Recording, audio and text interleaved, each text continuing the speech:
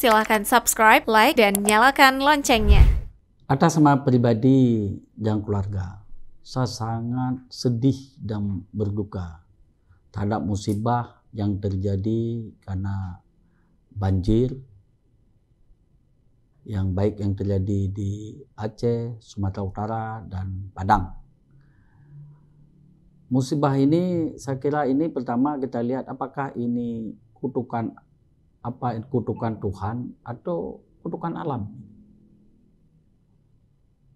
Setelah saya lihat-lihat ini, saya termasuk pulang dari Jakarta, pulang ke sini pas musibah, saya pergi ke pesantren saya yang memang jatuh ke sungai.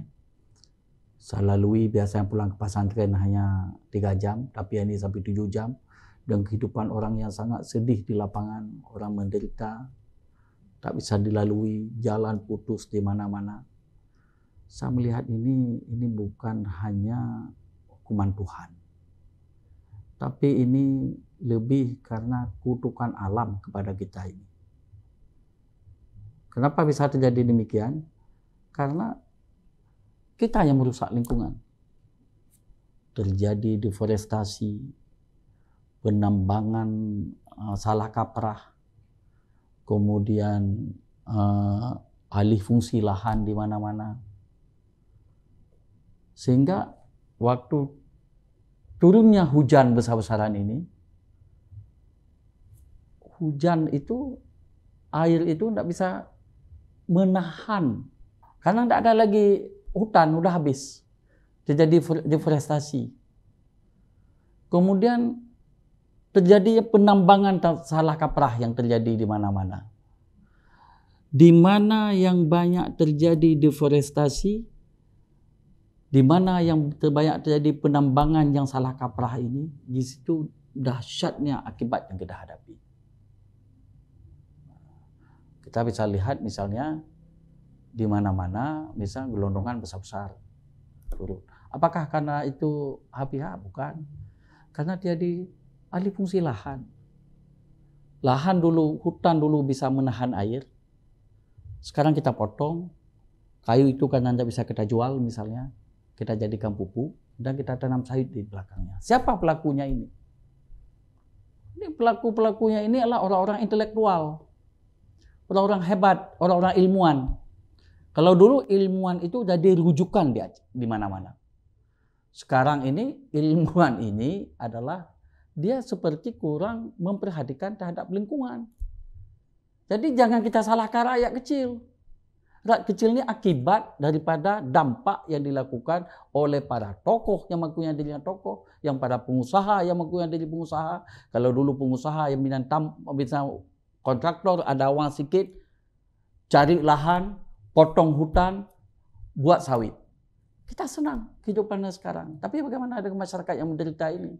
Oke, waktu saat-saat seperti ini kita datang kasih gula sekilo, tajuk gula sekilo, cakar sekilo, beras sepompang. Seolah kita ini peduli. Padahal kita sebenarnya yang merusak hutan ini. Kita ini yang menyebabkan lingkungan. Jadi masalah, apakah dulu tidak ada cuaca ekstrim? Cuaca ekstrim telah ada sejak dunia diciptakan oleh Allah Subhanahu wa Ta'ala. Kenapa cuaca ekstrim hari ini kita salahkan cuaca? Apa salahnya cuaca? Apa hari ini, baru hari ini ada cuaca ini? Tidak ada. Dari dulu sudah ada cuaca seperti ini. Kenapa tidak separah seperti ini terjadi musibah yang terjadi ini? Karena dulu hutan masih bisa menahan air. Daerah aliran sungai masih bagus. Di gunung masih rindang. Sekarang kan tidak ada lagi. Makanya di pihak lain juga kita ini, padahal kalau kita lihat orang-orang tua kita dulu sangat santun dalam merawat alam.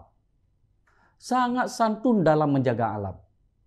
Misalnya kampung saya, kalau setiap tahun kita ini ada kenduri blang namanya.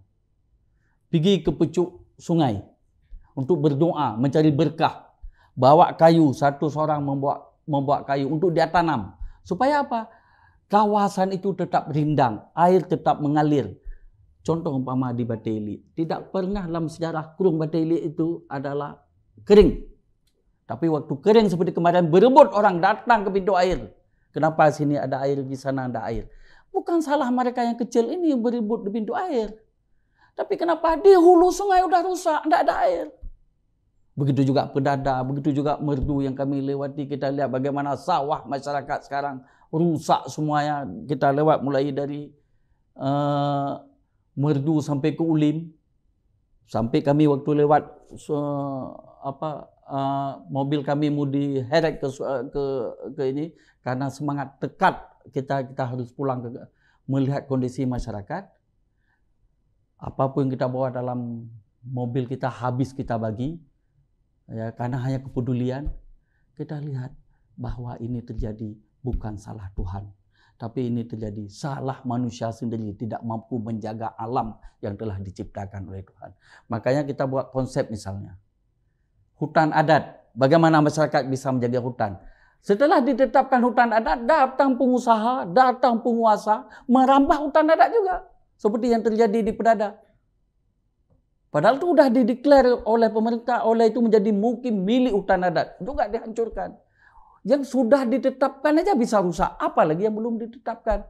Ini namanya kerakusan pada manusia ini. Kerakusan daripada penguasa. Bersatunya para coki, bersatunya para penguasa, bersatunya para tokoh, bersatunya para tengku sebagian mungkin yang menanam berbondong-bondong menanam sawit, merusak hutan, dan bersatunya para mahaguru sebagian mungkin yang ingin melihat itu mendapat rezeki mudah dengan cara menanam sawit, membuang hutan. Dan ini saya kira ini untuk kita, mari kita sadar kembali. Saya kira ini kita harus sadar. Mari kita rehab kembali hutan. Kalau kita tidak ingin alam ini murka lagi di masa depan.